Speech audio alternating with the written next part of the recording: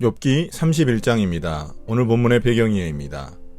29장에서 욥은 자신의 좋았던 과거를 회상했고 30장에서는 현재 겪는 자신의 고난에 대해 탄식했습니다. 이제 31장은 욥이 재판장이신 하나님 앞에서 자신의 무죄함을 호소하는 최후 진술에 해당합니다. 그는 자신이 정직하고 흠이 없이 살아왔음을 구체적 죄들을 들어 설명합니다. 자신이 이런 징계를 받을 만큼 죄를 짓지 않았음을 변론합니다. 31장 1절부터 8절입니다. 음란과 거짓말. 젊은 여인을 음탕한 눈으로 바라보지 않겠다고 나 스스로 엄격하게 다짐하였다. 여자나 유혹하고 다니면 위에 계신 하나님이 내게 주실 몫이 무엇이겠으며 높은 곳에 계신 전능하신 분께서 내게 주실 유산은 무엇이겠는가. 불의한 자에게는 불행이 미치고 악한 일을 하는 자에게는 재앙이 닥치는 법이 아닌가. 하나님은 내가 하는 일을 낱낱이 알고 계신다. 내 모든 발걸음을 하나하나 세고 계신다. 나는 맹세할 수 있다. 여태까지 나는 악한 일을 하지 않았다. 다른 사람을 속이려고도 하지 않았다. 하나님이 내 정직함을 공평한 저울로 달아보신다면 내게 흠이 없음을 아실 것이다. 내가 그릇된 길로 갔거나 나 스스로 악에 이끌리어 따라갔거나 내 손에 죄를 지은 흔적이라도 있다면 내가 심은 것을 다른 사람이 거두어 먹어도 내가 지은 농사가 망하더라도 나는 할 말이 없을 것이다. 욥은 먼저 자신의 마음이 정결함을 맹세합니다. 고대 세계에서 이러한 맹세는 증인이 없을 때 무죄 입증 수단으로 받아들여졌습니다. 욥은 자신이 저지르지 않은 죄들을 나열합니다. 먼저 음란죄입니다. 음란죄를 먼저 언급하는 이유는 그것이 마음의 정결함과 매우 깊이 관련된 죄이기 때문입니다. 욥은 자신이 음란한 생각으로 여인을 쳐다보지 않았다고 말합니다. 그렇다면 자신에게 하나님이 상을 주셔야 할 텐데 오히려 재앙을 겪고 있다는 것입니다.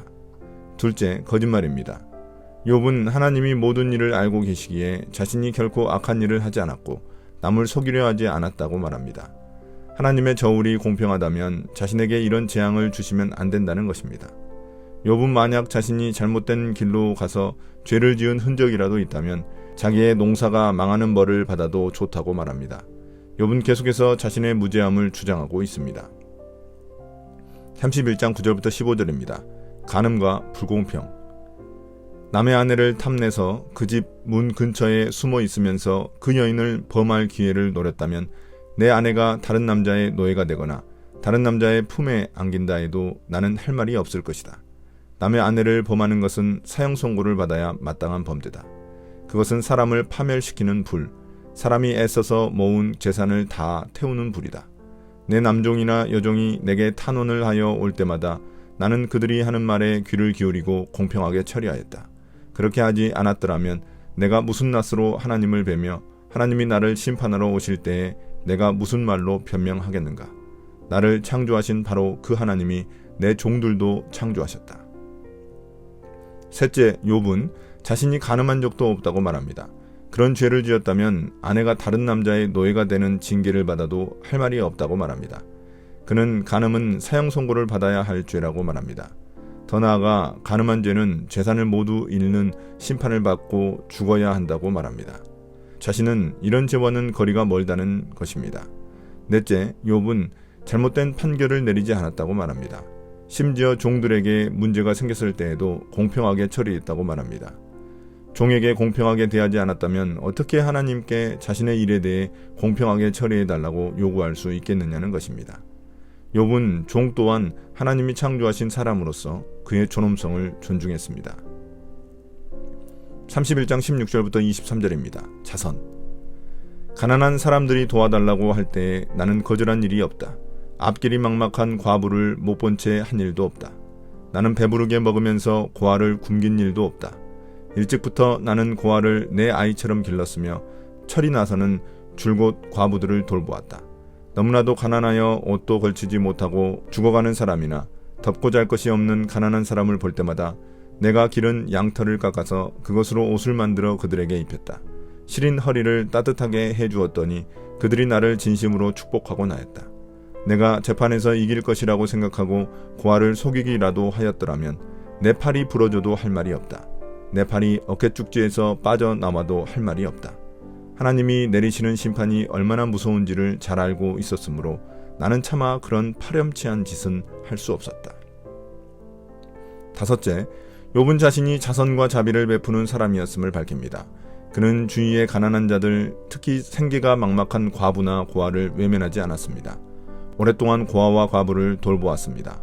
가난하여 죽어가는 사람들을 볼 때마다 자신의 양털을 깎아 옷을 만들어 입혀주었고 돌봐주고 도와주었습니다. 그래서 그들은 욥을 진심으로 축복해 주었습니다.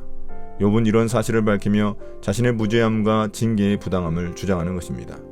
욥은 누군가가 자신을 재판에서 도와줄 거라고 여겨 약자에게 악을 행한 일도 없다고 말합니다. 욥은 자신이 힘없는 고아를 속이기라도 했다면 차라리 자신의 팔이 부러져도 마땅하다고 말합니다. 욥은 하나님의 심판의 무서움을 알기에 절대 그런 일을 한 적이 없다고 말합니다. 31장 24절부터 28절입니다. 탐욕, 우상숭배. 나는 황금을 믿지도 않고 정금을 의지하지도 않았다.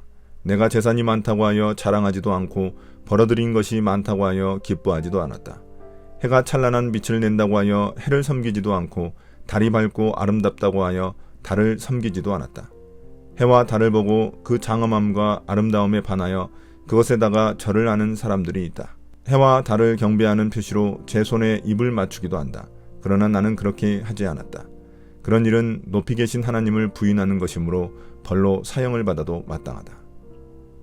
여섯째, 욥은 자신이 돈과 재물을 의지하는 사람이 아니었음을 밝힙니다. 욥은 재물이 많다고 자랑하거나 기뻐하지도 않았습니다. 일곱째, 욥은 해와 달이 장엄하고 아름답다고 해서 다른 사람들처럼 우상숭배하지도 않았습니다. 이런 우상숭배는 하나님을 부인하는 것이라서 사형을 받아도 마땅하다고 여겼습니다. 31장 29절부터 34절입니다. 원수사랑, 나그네사랑, 위선.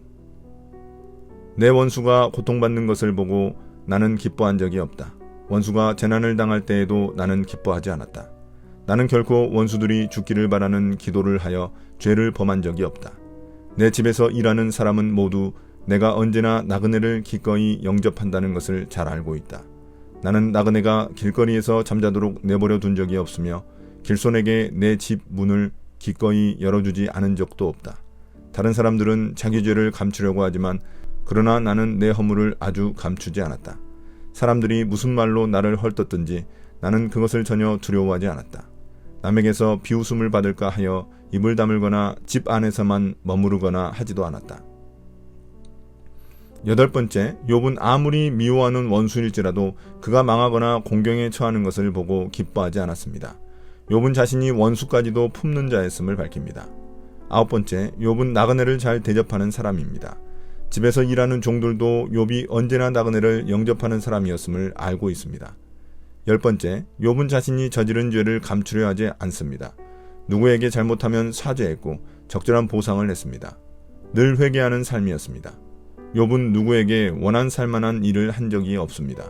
욥은 누군가 자신을 험담하더라도 두려워하지 않았습니다. 31장 35절부터 40절입니다. 최후 변론.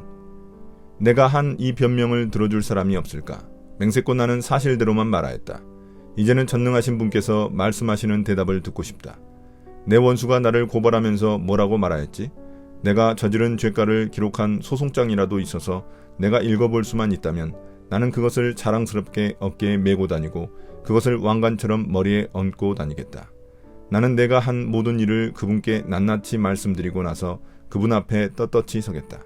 내가 가꾼 땅이 훔친 것이라면, 땅 주인에게서 부당하게 빼앗은 것이라면, 땅에서 나는 소산을 공짜로 먹으면서 곡식을 기른 농부를 굶겨 죽였다면, 내 밭에서 밀 대신 찔레가 나거나 보리 대신 잡초가 돋아나더라도 나는 기꺼이 받겠다. 이것으로 욥의 말이 모두 끝났다. 이제 욥은 자신의 이런 최후 변론을 듣고 하나님의 응답을 듣고 싶어 합니다. 원수가 자신을 고발한다면 그 고발장에 쓰여있는 죄목이 무엇인지 보고 싶어 합니다. 욥은 그 고발장을 볼 수만 있다면 그 고발장을 어깨에 메고 다니고 머리에 왕관처럼 쓰겠다고 말합니다. 그 고발장의 내용이 정당한지 세상 사람들이 판단할 수 있기 때문입니다. 욥은 떳떳하게 자신이 한 일을 주님께 말씀드리겠다고 말합니다. 여기까지 욥이 하나님께 최후 변론을 하면 될 것 같습니다. 그런데 자신이 짓지 않은 죄를 한 가지 더 언급하고 마칩니다. 이로 인해 주석가들은 뒤에 나온 목록을 의도적으로 앞에 두기도 합니다. 아무튼 마지막 11번째로 자신이 혹시 훔친 것이 있거나 남에게서 빼앗은 게 있다면, 또한 남의 것을 가로채 피해를 준 게 있다면 그 징계로 자신의 밭이 저주를 받아 찔레와 잡초가 나서 농사를 망치더라도 기꺼이 수용하겠다고 말합니다. 이것으로 욥의 최종 변론은 마무리되었습니다. 나의 묵상입니다. 욥은 자신의 결백함을 주장하면서 자신이 짓지 않은 죄들을 열거합니다. 그렇다고 욥이 아예 죄를 짓지 않았다는 말은 아닙니다. 자신이 이런 큰 징계를 받을 만큼 큰 죄를 짓지 않았다는 것을 변론할 뿐입니다. 욥은 자신의 마음을 살피고 삶에 있어서도 큰 흠이 없는 삶을 살았습니다. 그런데 과연 하나님 앞에 이렇게 용감하게 주장할 수 있는 사람이 있을까요? 오직 예수님밖에 없습니다. 예수님은 자신이 십자가 고난을 받을 만한 죄를 전혀 짓지 않으셨지만 우리를 위해 자발적으로 그 고난과 징계를 받으셨습니다. 그렇다면 우리 역시 이 땅에서 믿음으로 인해 고난받을 수 있습니다. 죄로 인해 받는 부끄러운 고난이 아닌 믿음 때문에 고난을 받을 수 있습니다. 그 고난은 나중에 하나님 앞에서 욥처럼 용감한 고백이 될 것입니다.